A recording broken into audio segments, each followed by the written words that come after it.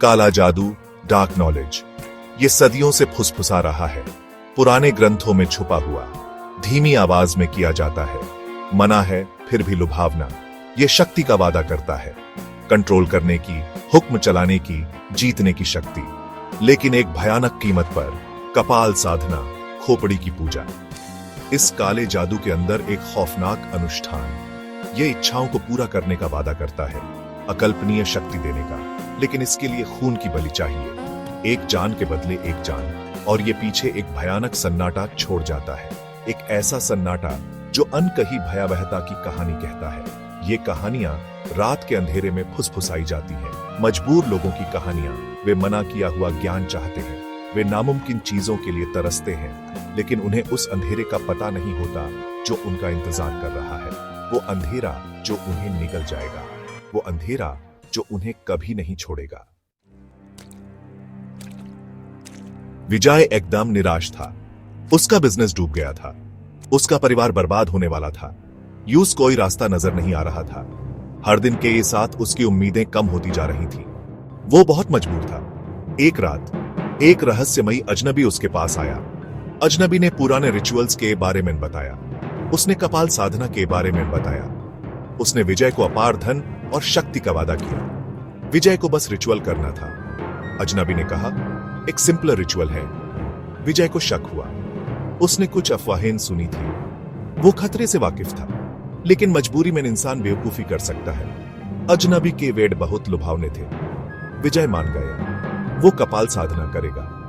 अजनबी मुस्कुराया, एक ठंडी खौफनाक मुस्कान। विजय की रूह कांप गई, उसने उन शक्तियों से समझौता कर लिया था जिन्हें वो समझता नहीं था, जिन पर उसका कोई बस नहीं था। उसने अंधेरे को अपनी जिंदगी में बुला लिया था, वो अंधेरा जल्द ही उस निकल जाएगा। वो अजनबी विजय को एक टूटे फूटे मंदिर में ले गया। ये मंदिर जंगल के बीच में छुपा हुआ था। हवा भारी हो गई, सन्नाटा बहरा कर देने वाला था। विजय के पेट में डर का गोला सा बन गया, लेकिन वो आगे बढ़ता रहा। अब पीछे मुड़ने का कोई मतलब नहीं था। मंदिर के अंदर अजनबी ने अनुष्ठान का सामान दिखाया। एक नरमुंड उसकी खाली आंखें शून्य में देख रही थी, एक खंजर जिसकी धार मंद रोशनी में चमक रही थी, और अजीब अजीब जड़ी बूटियां जिनकी तीखी खुशबू हवा में फैल रही थी। विजय ने बताए अनुसार अनुष्ठान शुरू किया। वो पुराने ग्रंथ से मंत्र पढ़ने लगा। उसने नरमुंड को अर्घ्य दिया। उसे अपने आसपास एक अजीब ऊर्जा महसूस हुई। ये एक साथ रोमांचक और डरावना था। उसने खंजर से अपना हाथ काट लिया और अपना खून नरमुंड पर टपकने दिया।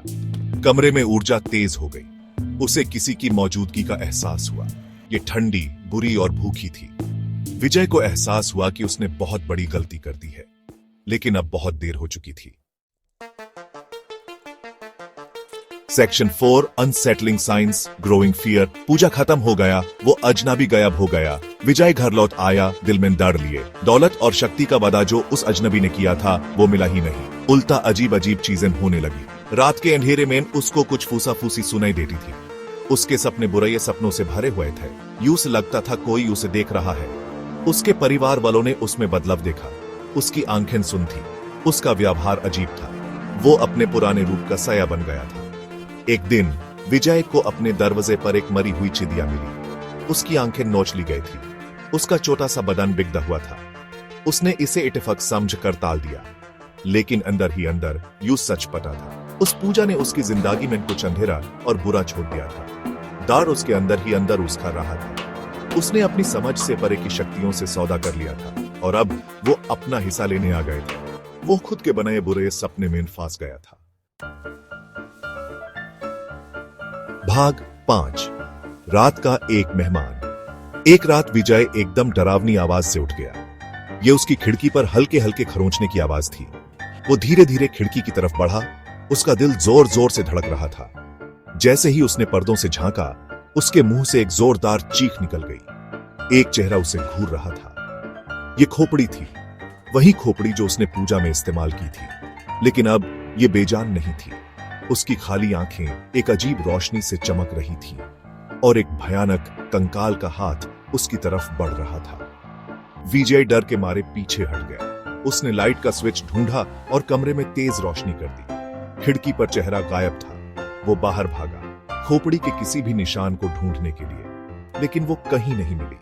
वो अपने कमरे में वापस आ गया। उसके दिमाग में बहुत से विचार आ रहे थे। उसने असंभव चीज देखी थी। खोपड़ी जिंदा थी और वो उसके पीछे आ रही थी। वो अपना सबसे बुरा सपना जी रहा था।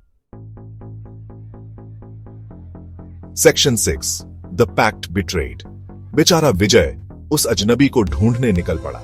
जहां जहां उसे लगा वहां वहां उसने ढूंढा, लेकिन वो अजनबी गायब था, बिना कोई निशान छोड़े गायब। विजय अकेला रह गया था। उसके साथ धोखा हुआ था। वो घटनाएं अब और भी ज्यादा होने लगी और डरावनी भी। चीजें अपने आप हिलने लगी। फुसफुसाहटें आवाजों में बदल गई। उसे जहां भी जाता उस कपाल की झलक दिखाई देती। ये उसे परेशान कर रही थी, उसे पागल कर रही थी। उसने अनुष्ठान को वापस लेने की कोशिश की। उसने साधुओं और पंडितों से सलाह ली। उसने शुद्धिकरण के अनुष्ठान किए, पर कुछ काम नहीं आया।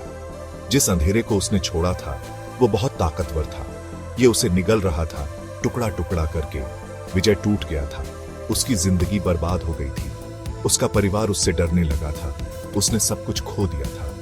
कपाल साधना ने उसे ताकत और दौलत का वादा किया था, लेकिन उसे मिली बस निराशा और मौत। 7वां भाग द लिंगरिंग शैडो। विजय की कहानी पूरे गांव में फैल गई। मजबूरी और निषिद्ध ज्ञान की कीमत की एक भयानक कहानी। कुछ लोगों ने इसे अंधविश्वास समझकर टाल दिया। दूसरों का मानना था कि यह एक चेतावनी थी।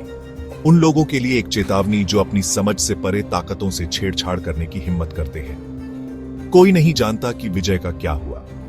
कुछ लोग कहते हैं कि वह रात में गायब हो गया, हमेशा के लिए खोपड़ी का शिकार बन गया। दूसरे कहते हैं कि खोपड़ी ने उस पर कब्जा कर लिया, उसे उस अंधेरे में खींच लिया जहां से वह आया था। लेकिन एक बात तो पक्की है, विजय और कपाल साधना की कहानी एक भयानक याद दिलाती है। एक याद दिलाती है कि कुछ चीजों को यूं ही छोड़ देना बेहतर होता है। निषिद्ध ज्ञान की खोज एक भयानक कीमत पर आ सकती है, और कुछ सौदे एक बार हो जाने के बाद कभी नहीं बदले जा सकते। कृपया हमारे चैनल को सब्सक्राइब करें और ऐसी ही और दिलचस्प कहानियों के लिए जुड़े रहें।